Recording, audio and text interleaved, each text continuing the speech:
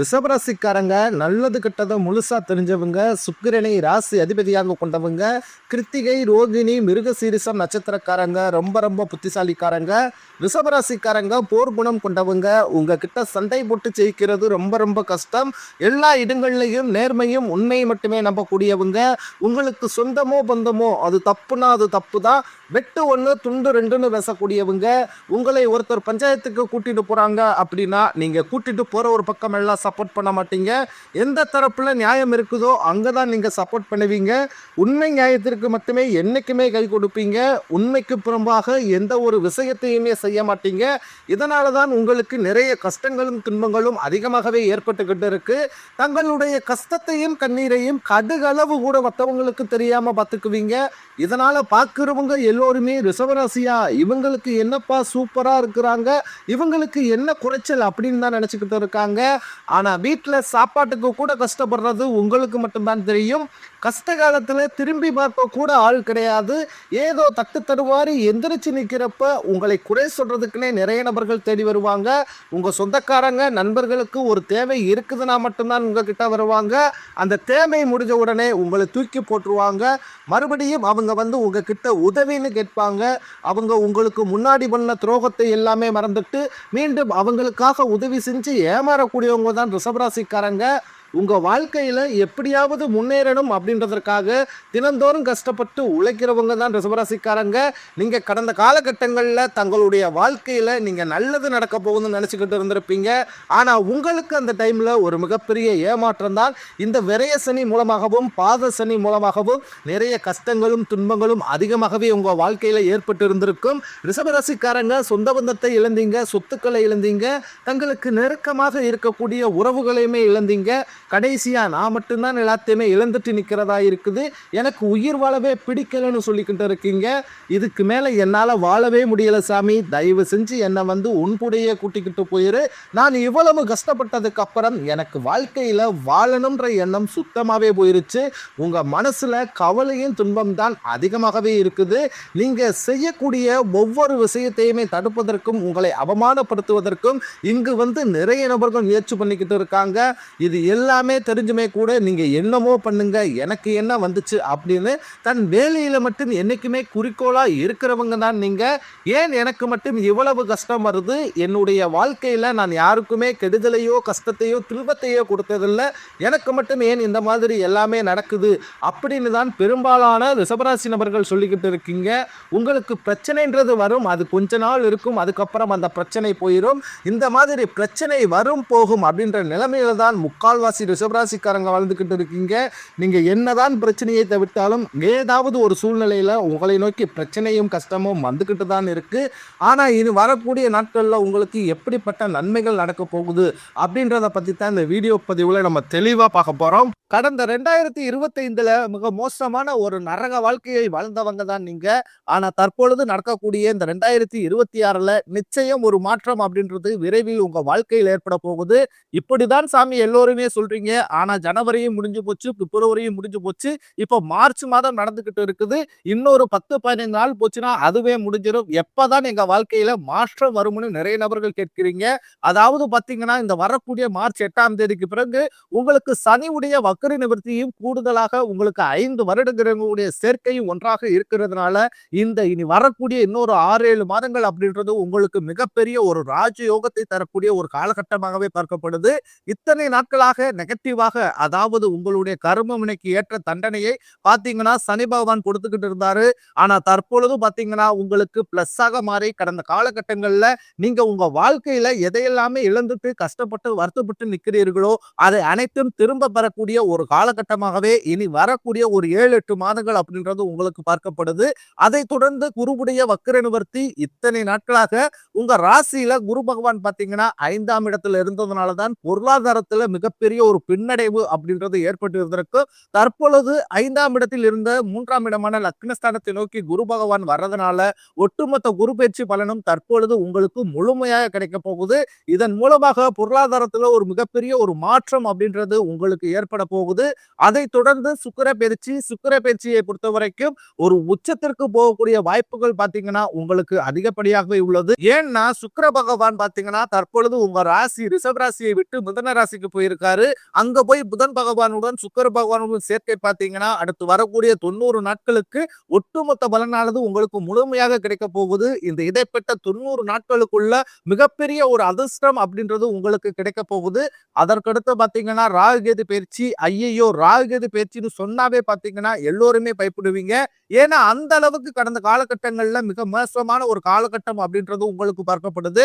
ஆனா தற்பொழுது வரக்கூடிய இந்த ராகு கேது காலகட்டம் அப்படின்றது உங்களுக்கு இந்த உடல் சார்ந்த பிரச்சனைகளிலிருந்து முழுவதுமாகவே நிவர்த்தி பண்ணக்கூடிய ஒரு காலகட்டமாகவும் பொருளாதாரத்துல ஒரு மேம்பட்ட வாழ்க்கையை தரக்கூடிய ஒரு காலகட்டமாகவும் உங்களுக்கு பார்க்கப்படுது.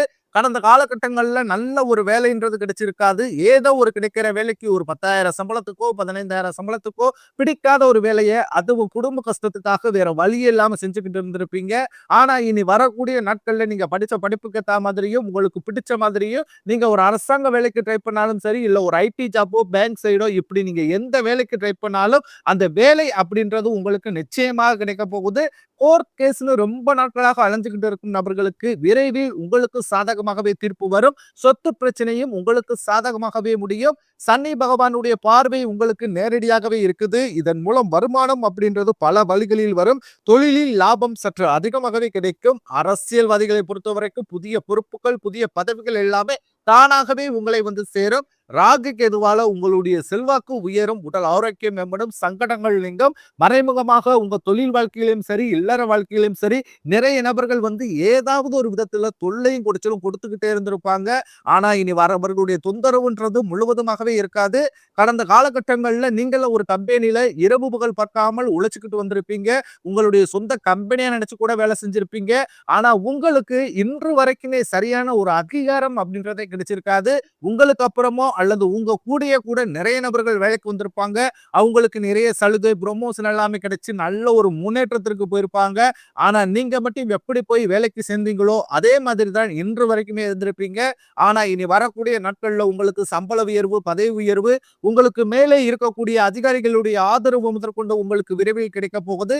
இனி உங்க வார்த்தைக்கு மதிப்பு மரியாதை நிச்சயம் கிடைக்கும். அந்தஸ்துல நீங்க எதிர்பார்த்த உயர்வுக்கு போக போறீங்க.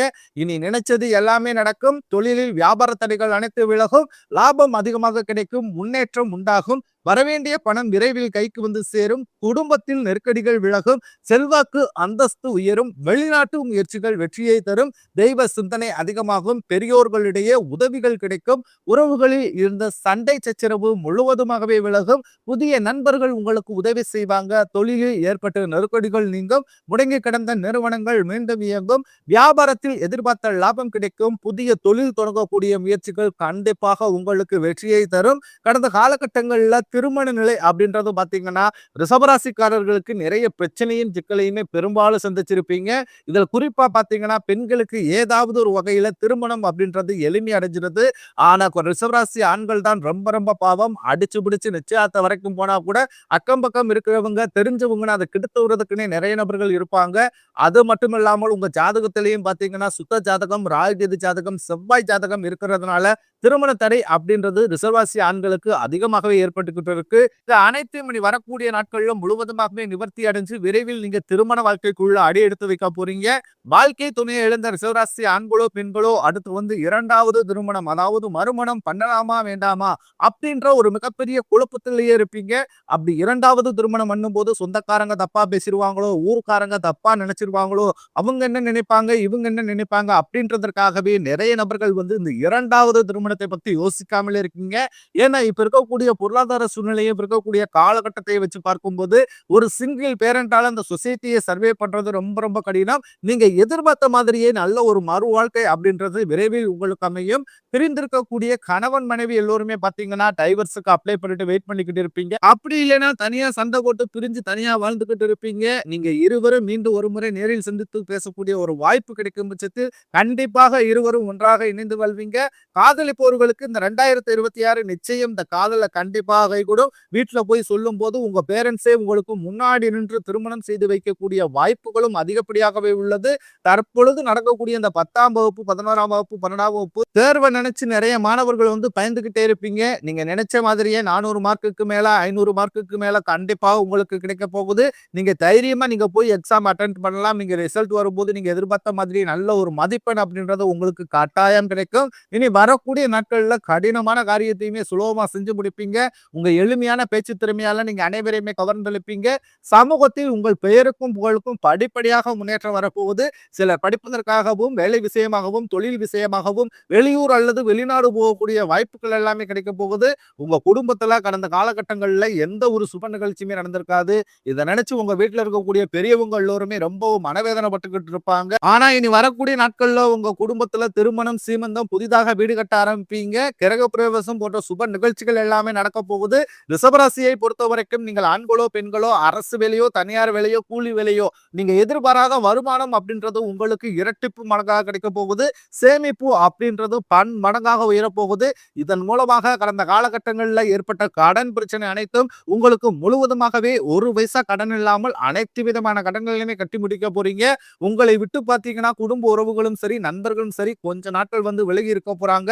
ஏதாவது ஒரு சூழ்நிலை காரணமாக அவர்களையும் உங்களை விட்டு விலகி போயிட்டு மீண்டும் கொஞ்ச நாள் கழிச்சு திரும்பி வரக்கூடிய சூழ்நிலைகளும் உங்க வாழ்க்கையில அடுத்த கட்டமாக ஏற்படலாம். அவ்வாறு ஏற்படும் பட்சத்தில் நீங்க எந்த ஒரு கவலையும் பட வேண்டாம். நீங்க உங்களுடைய வாழ்க்கையை நோக்கி அடுத்த கட்ட நகர்வை நோக்கி நீங்க இருப்பது ரொம்ப ரொம்ப நல்லது வரக்கூடிய காலகட்டங்களில் ரிஷபராசிக்காரர்களுக்கு.